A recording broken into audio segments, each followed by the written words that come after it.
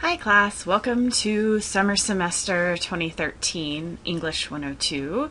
This is just a brief screencast to go over the ins and outs of our syllabus, so just follow along on the screen and then you can take the quiz afterward. Feel free to take notes and definitely feel free to save the file, print it, refer to it. It's definitely meant to be an open syllabus type of quiz. I just want to make sure you have a chance to look over and understand the major points of our syllabus, because this is the main policy document that guides our class. It's an agreement between you and me. It keeps us both accountable for the rules of the class. So starting off, you'll notice my office is printed here, and that is where my office is. However, I'm teaching only online this summer, so I don't have regular hours.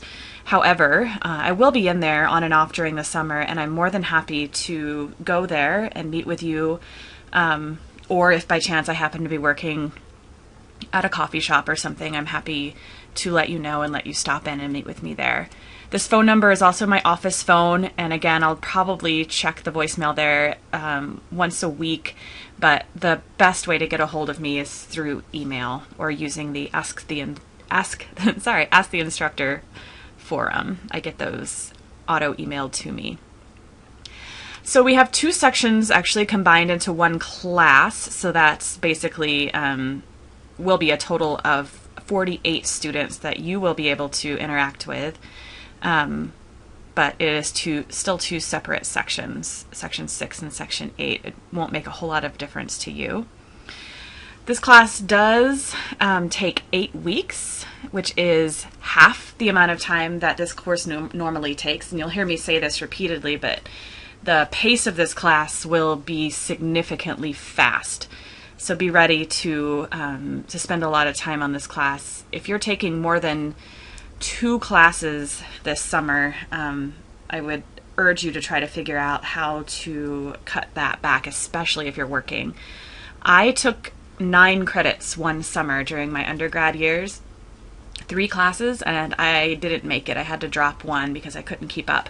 That was before I had a child. That was before I had a full-time job. I was working maybe 15 hours a week and I could not keep up, and I was a strong student. So if you can make it happen, I would recommend maxing out at 6 credits, maybe 7 for the summer. You will have to participate or be online, check in, turn in assignments around 4 out of 7 days a week. So be sure you have very steady computer access.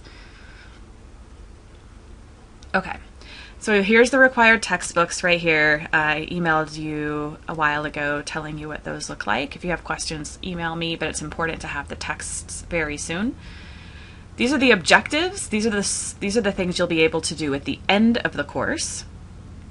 But it's important to note that this course assumes you've already met these objectives from English 101.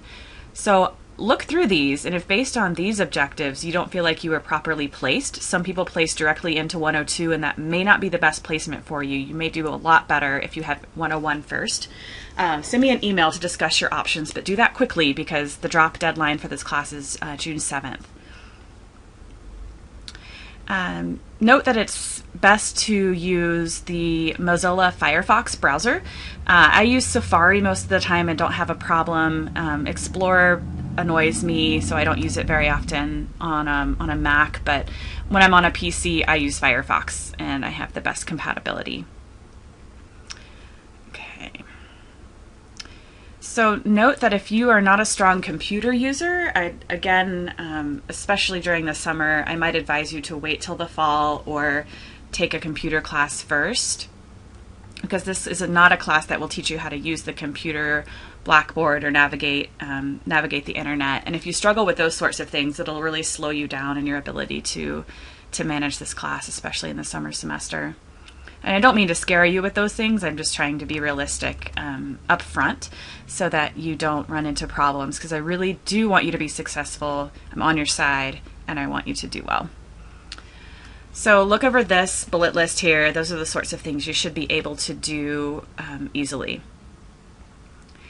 Note too that this is not a self-study course or an online correspondence course. Sometimes people think that online classes mean that you can do the work when you want to do it, turn it in when you're done. There are deadlines at least twice a week for this class, so be ready for that. And if you've never taken a class online, note that this is definitely not easier or less time-consuming than an on-campus class. It's probably a little even a bit more so. For summer semester classes, it's recommended that you set aside 6 to 8 hours per week for each credit hour. So that's going to mean around 18 to 20 hours a week. Some weeks a little more, some weeks a little less, but this is a reading and writing class, and both of those tasks are time-consuming. So is research. So be ready to invest that kind of time if you want to earn a good grade in this class. Behavioral expectations, all of these things, we have a separate presentation on netiquette that you can go over. Plagiarism, this is the class where you will learn how to avoid plagiarism, we hope. So I am not the plagiarism police, however, if I notice intentional plagiarism, such as copying and pasting Wikipedia, it has happened. You certainly will face consequences for that. However, an important part of this class is learning how to use sources. So unintentional plagiarism is the sort of thing you'll get an opportunity to fix so that you learn how to not do it again. Note too that you shouldn't have, when you are putting direct quotes from a source in your papers, that should total no more than about 10 to 12% in the whole paper. The best way to get a hold of me for general questions is to use the Ask the Instructor forum in the discussion board. I check that frequently. You can also email me. I will get back to you within 48 hours and usually much sooner than that. Feedback on assignments, usually within 1 week. Essays take a little longer. Because it's summer, I'll have to grade a little faster because you'll need feedback to work on your next paper. Whenever you need help, you do have options for resources. First of all, me, your fellow students, the Writing Center, which is open during the summer, and as soon as I hear what their hours are and what their offerings are this summer, I'll send out an announcement. But this website will also tell you what their availability is. They do have an online writing lab. You can email your paper to this email address here, and they'll get back to you in a couple of days. Note that it's okay for you to email me and say, sorry, I missed this assignment, my kid was sick, etc. I won't always respond to those. I like to spend my time giving you feedback on your assignments. If you feel like you need to let me know that, that's fine. It doesn't bother me, but if I don't respond, don't be offended. It's just I'm trying to prioritize my email because my email box does fill up pretty quickly. However, if you're in a situation like get placed in the hospital, or you have emergency surgery, or your child is very ill, those sorts of things we can work around and figure out options to help you still pass the class. So please let me know about severe problems, but everyday things that happen, that's just life. You might miss an assignment here and there just because life happens, and you won't be able to make it up, and that's just how it is. Severe things, though, please let me know about those. Please note that if you are absent for more than a week, just 1 week during the entire summer semester, because that's equivalent to 2 weeks in a normal semester, you will automatically fail. I'm required to report attendance for this class by Wednesday night of the first week, so make sure you have at least logged on and done one thing by Wednesday at the end of the day. Otherwise, you'll be marked as never attended and you'll be dropped. And also note that you need to do that for week 1B too, or you will be dropped if you don't meet those. Okay. During the rest of the semester, you're absent if you don't turn in anything for a given week. So to be counted absent, it would mean you are not turning in anything for the whole week. Late work is not accepted unless we have prearranged, and that would be only in a truly exceptional case. Okay. So major projects, there's 3 major projects in this class, and they're each worth 120 points the first time. And the first time I grade an assignment, you'll earn full, partial, or no credit on it. To earn full credit, you would need to meet the minimum requirements, exceed the minimum requirements, but generally put obvious work into the project, and odds are you'll earn full credit for it. Then the feedback I give you is intended for you to revise it, because the final project is a portfolio where you'll get an opportunity to apply my feedback and really make your work shine. So you can look at the grade breakdown there. One of the more important things to note as far as the way I do grading is that you have to earn at least 70% or more for each component. And the one that usually dings people the most is participation. They'll see, oh, it's only 15% of my grade, I don't have to worry about it. But truth is, you have to earn a 70% of those points to be able to pass the course. And I'll be creating a column in the gradebook so you can keep track of that percentage. Here's that essay grading policy in a little more detail you can look at. Right, most assignments are also graded at that full, partial, or no credit scale.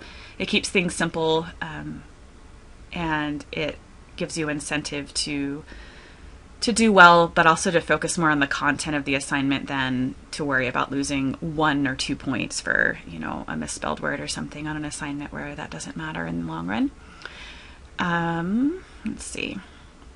Participation is spelled out in each discussion board by the rubric, but for the most part, you'll be expected to post at least 4 times for each discussion board to earn a B. And if you have better posts than that, if you post early, if you post extremely well, if you post more, then your grade goes up. Formatting is in MLA style, and that is detailed in your Curious Researcher book. You can definitely expect to write a lot in this class, read a lot in this class, and share your writing. You're also going to be expected to revise your writing. This isn't a class where you turn in your work, get a grade, you're done, the end. You'll be expected to revise it based on the feedback that you get. And then note that this is a contract, the syllabus. By remaining in this class past June 7th, you agree to abide by the policies in this document. So if you see something in here that you don't think you can live with, then now is the time to speak up, email me, ask questions, make sure you understand the spirit behind the rules. I've taught this class many times, and I revise it a little bit every single time to make it a better class for both of us. So let me know what you don't think you can live with, or what you feel like you need to understand a little bit better, because you'll have a better time if you understand those things.